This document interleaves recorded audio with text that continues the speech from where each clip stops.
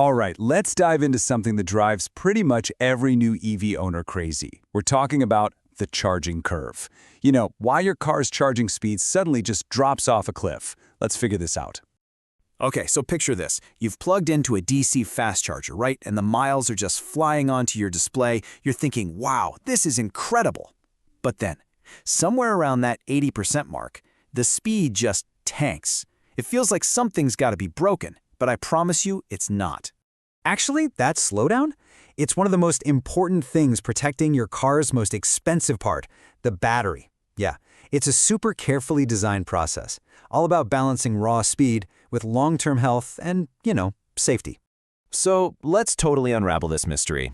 We're going to look at the science behind why your car does this, what it's actually protecting itself from, and, this is the important part, how you can use this knowledge to charge way smarter and a whole lot faster. The whole process has a name. It's called constant current, constant voltage charging, or just CCZV for short. And you got to think of it not as one single thing, but more like a two-act play. Act 1 is all about pure, unadulterated speed. But Act 2, that's all about safety. All right, let's talk about Phase 1. This is the part everybody loves, the fast lane, where your battery is just gulping down energy like there's no tomorrow. Now, to make this really easy to understand, let's use an analogy. Think of your battery as a super popular nightclub. The lithium ions, they're the partygoers. And the battery management system, the BMS, that's your bouncer. And right now, the club has just opened its doors. So in this first phase, the nightclub is pretty much empty. The bouncer just throws the doors wide open and lets people flood in. There's tons of space, so the flow is super fast, totally unrestricted. This is what we call the constant current phase.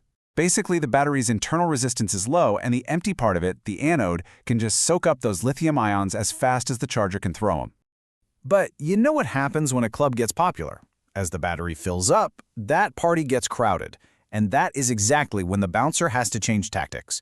The priority completely shifts from just filling the club to making sure it doesn't become a massive safety hazard. Okay, fast forward. It's midnight now. The club is absolutely packed. To stop things from getting dangerously overcrowded, the bouncer switches to a super strict one-in, one-out policy. His job isn't about speed anymore. It's all about meticulous, careful control. And this is where the whole strategy just completely flips on its head. The BMS now holds what's called a constant voltage. You can think of this as putting a safe maximum pressure on the battery. And to stay under that safety limit, the system has no choice but to slash the current. That's the flow of energy. And that's the slowdown you're feeling. So why is our bouncer, the BMS, being so incredibly careful? I mean, what's the big catastrophe it's trying to prevent by slowing things down so much? Well, the answer is a scary-sounding thing called lithium plating. This is, and I'm not exaggerating, the silent killer of EV batteries. It's the #1 reason for that charging slowdown, that taper. It's a chemical reaction you want to avoid at all costs. So what is actually happening here? Well, normally, lithium ions slot themselves neatly into the battery's structure. Think of it like cars pulling into designated parking spots. But when the battery is almost full and you're still pushing too much current too fast, the ions arrive quicker than they can find a spot. So they just get stuck on the surface and they form this metallic layer that we call plating. And trust me, this is not a minor problem. This plated lithium, it just becomes useless, permanently chipping away at your battery's total capacity. But what's worse, much worse, is that it can grow into these sharp, needle-like things called dendrites. And if one of those dendrites grows long enough to poke through the separator between the battery layers, you can get a short circuit and, well, a fire. And if that wasn't enough, on top of preventing lithium plating, the BMS is also juggling another really complex task: cell balancing. See, your battery pack isn't one big battery. It's actually thousands of tiny little cells all working together. During this slowdown phase, the BMS is carefully, meticulously making sure every single one of those cells reaches 100% at the exact same time. It's like a conductor making sure every musician in the orchestra finishes on the very same beat.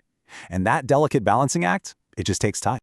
Okay, so now that we get the why, let's switch gears and talk about the what to do about it. How can you actually use this knowledge to make your charging stops as quick and efficient as possible? Right, for road trips, the playbook is actually pretty simple. You want to arrive at the charger with a low state of charge, maybe somewhere between 10 and 30%. Then you charge only up to about 80%, or just enough to comfortably get you to the next charger on your route. Then unplug and get back on the road. Seriously, 2 shorter stops charging in that 10 to 80% sweet spot will almost always be faster than 1 super long stop to 100%. And hey, if you're at a charger and things just feel weirdly slow, run through this quick mental checklist. Is the big speed drop happening right around 80%? If so, that's totally normal. Just unplug when you've got the range you need. Is it a blazing hot day? Well, your car might be throttling the speed to control temperature, so maybe try to find a shaded stall. Are you sharing power with another car at the station? If you can, look for a stall that isn't paired up to get the full juice. So this brings us to the big question that everybody asks. Is it ever a good idea to just wait it out for that slow final 20%? And the answer is yes, absolutely, but only in the right situations. You should definitely charge to 100% when you genuinely need all the range you can get. For instance, if there's a really long gap to the next charging station, or maybe you're heading into a cold night and you want that extra buffer. Also, if you're towing a trailer or you're about to climb a long, steep mountain pass, that extra energy provides a really crucial safety margin. That's when it makes sense. And all of this leaves us with a really fascinating final thought. We've pretty much mastered the fast part of charging, right? That 0 to 80% is incredible. The next big frontier for battery engineers is figuring out how to tackle that slow, final 20%. As battery chemistry, software, and cooling systems get better and better, will we one day see a future where charging to 100% is almost as fast as charging to 80? Now that is the billion-dollar question. Thanks so much for joining me.